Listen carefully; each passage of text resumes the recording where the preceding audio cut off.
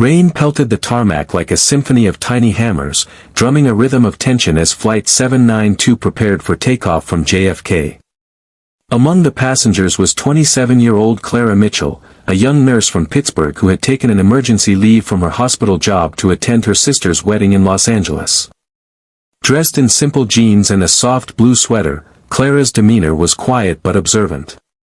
Her eyes, seasoned by countless night shifts and the fragility of life, scanned the cabin out of habit more than curiosity.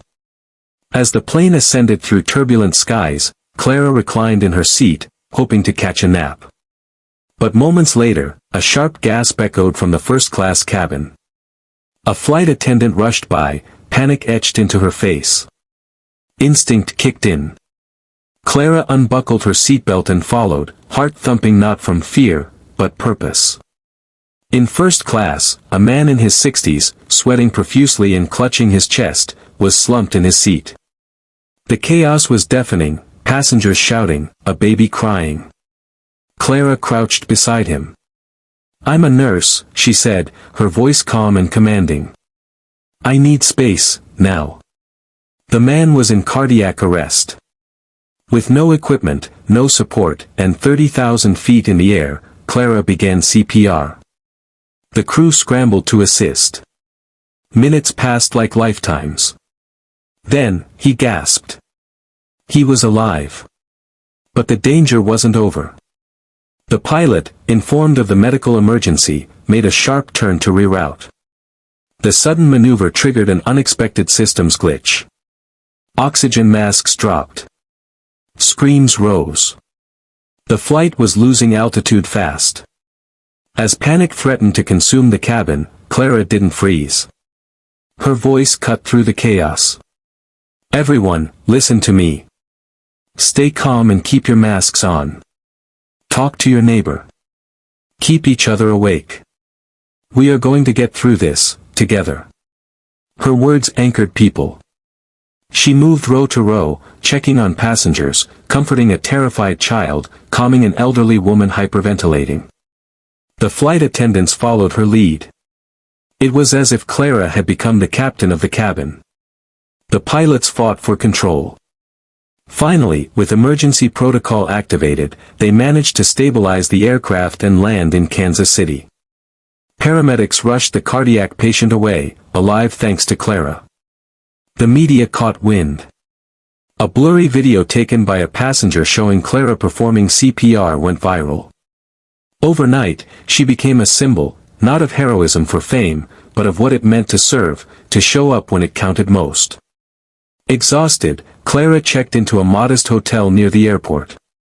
Her phone rang incessantly. Reporters, strangers, even patients from her hospital. She ignored most of them.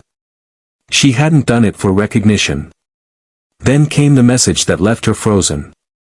"Ms. Clara Mitchell, the President of the United States would like to personally invite you to the White House for a private ceremony. Tomorrow. Transportation will be arranged." At first, she thought it was a prank. But it wasn't. 24 hours after saving the plane, Clara stood in the Rose Garden, trembling not from nerves, but awe. President T, a leader known for his tough stance and stoic demeanor, shook her hand with genuine admiration. "Clara," he said, "in a world where people often look away, you stepped forward. You reminded this country of what courage looks like. Not loud. Not proud. Just real." He pinned a medal to her chest, the Presidential Medal of Valor. As cameras flashed and applause echoed, Clara's thoughts wandered back to her tiny hospital room, the countless unnoticed shifts, the lives touched without ceremony. After the event, she returned to her city, back to her scrubs, back to the night shift. But something had changed. Donations flooded the hospital. Volunteers signed up. Strangers sent letters. One read, "I was on Flight 792. You held my hand when I thought I'd die. You reminded me of humanity. Thank you." And that, more than the medal, more than the fame, was her reward. Clara's story rippled through the country, not because she saved a plane, but because she showed the power of one steady heart in a storm. Her story became a message taught in schools, shown in military academies, and replayed in emergency training videos. When chaos reigns, courage is quiet. It is a nurse in blue jeans, whispering hope through oxygen masks. And in a time when the world felt divided, one young woman reminded America, and the world, that kindness could still land us safely home.